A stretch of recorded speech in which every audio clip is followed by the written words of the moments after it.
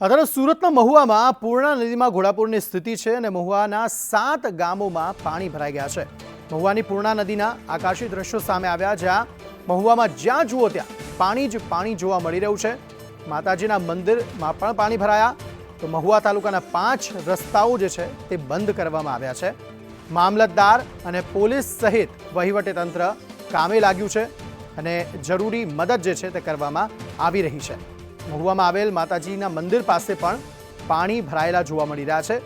એટલે એકંદરે ભયાવહ સ્થિતિનું નિર્માણ અહીં થયેલું જોવા મળી રહ્યું છે, જ્યાં પૂરના પાણીના કારણે પરિસ્થિતિ વિકટ બની છે। યાસિર કાગઝી વધુ માહિતી આપી રહ્યા છે। યાસિર, કયા પ્રકારની પરિસ્થિતિ હાલ ત્યાં? ખાસ કરીને જે રીતે વાત કરો, મહુવાની જે પૂર્ણા નદી બની છે, મહુવા તાલુકા 5 થી વધુ ગામો જે છે તે પૂર્ણ થયા છે અને મહુવાના 5 ગામોની અંદરમાં હાલ વહીવટી તંત્ર કામે લાગ્યું છે।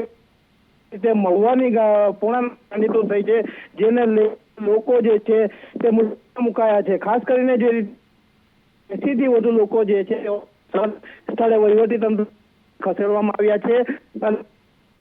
આભાર યાસિર સમગ્ર માહિતી આપવા માટે।